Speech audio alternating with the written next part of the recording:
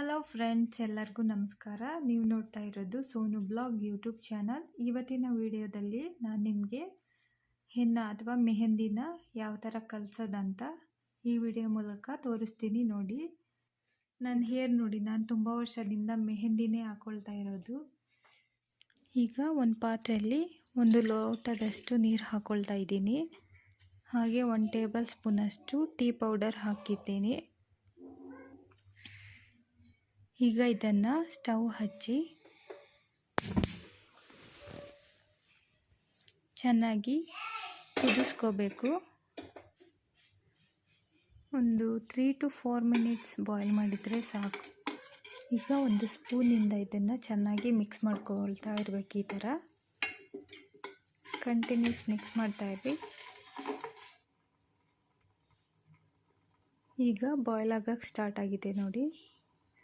ಒಂದು 3 minutes continuous boil ಆಗಲಿ. ಆವಾಗ ಸ್ವಲ್ಪ ಥಿಕ್ನೆಸ್ ಬರುತ್ತೆ, ಅದಕ್ಕೋಸ್ಕರ. ಮತ್ತು ಒಳ್ಳೆ ಕಲರ್ ಕೂಡ ಬರುತ್ತೆ. ಈಗ ಬಾಯ್ಲ್ ಮಾಡಿ ಆದಮೇಲೆ ಇದನ್ನು ಹಾರ್ಲಿಕ್ಕೆ ಇಡಬೇಕು. ಚೆನ್ನಾಗಿ ಕೂಲ್ ಆಗಬೇಕು. ಬಿಸಿಯಲ್ಲಿ ಇರುವಾಗ ಕಲ್ಸಕ್ಕೆ ಹೋಗ್ಬಿಡಿ. ಇವಾಗ ನೋಡಿ, ಕೂಲ್ ಆಗಿದೆ. ಇದನ್ನು ಇವಾಗ ಒಂದು ಗ್ಲಾಸಲ್ಲಿ ನಾನು ಸ್ಟ್ರೈನರಿಂದ ಸ್ಟ್ರೈನ್ ಮಾಡ್ಕೊಳ್ತಾ ಇದ್ದೀನಿ. ಈ ಥರ ಮಾಡ್ಕೋಬೇಕು. ಓನ್ಲಿ ಡಿಕಾಷನ್ ಮಾತ್ರ ಯೂಸ್ ಮಾಡಬೇಕು. ನೋಡಿ ಎಷ್ಟು ಡಾರ್ಕ್ ಆಗಿ ಎಷ್ಟು ಚೆನ್ನಾಗಿದೆಯಲ್ಲ. ಈಗ ಒಂದು ಮಿಕ್ಸಿಂಗ್ ಬೌಲ್ ತಗೊಂಡಿದ್ದೀನಿ.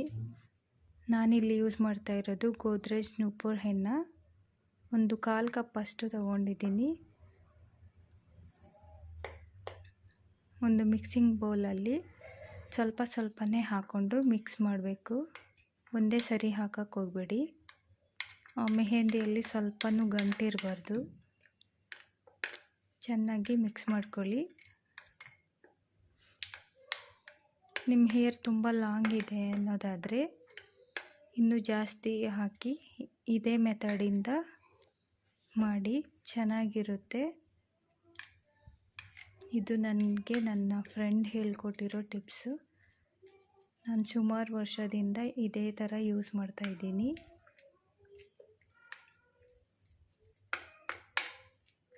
ಚೆನ್ನಾಗಿ ಕಲಿಸ್ಕೊಳ್ಳಿ.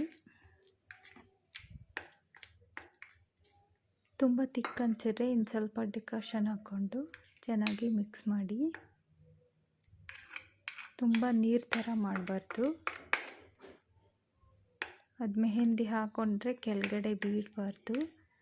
ಸ್ವಲ್ಪ ತಿಕ್ಕೇ ಇರಬೇಕು. ಇವಾಗ ಚೆನ್ನಾಗಿ ಮಿಕ್ಸ್ ಮಾಡಿ ಆಗಿದೆ. ಈಗ ಇದನ್ನು ಕವರ್ ಮಾಡಿ ಓವರ್ ನೈಟ್ ಹಾಗೆ ಇಡಬೇಕು. ಆವಾಗ ಚೆನ್ನಾಗಿ ಕಲರ್ ಬರುತ್ತೆ. ಓವರ್ ನೈಟ್ ಹೀಗೆ ಇಟ್ಬಿಟ್ಟು ನೆಕ್ಸ್ಟ್ ಡೇ ಮಾರ್ನಿಂಗ್ ಹಚ್ಕೊಳ್ಳಿ. ಈ ವಿಡಿಯೋ ನಿಮಗೆ ಇಷ್ಟ ಆಗಿದ್ದರೆ ಲೈಕ್ ಮಾಡಿ, ಶೇರ್ ಮಾಡಿ, ಹಾಗೆ ಕಮೆಂಟ್ಸ್ ಮಾಡಿ, ಹಾಗೆ ಸಬ್ಸ್ಕ್ರೈಬ್ ಮಾಡಿ. Thank you so much. Thank you for watching this video.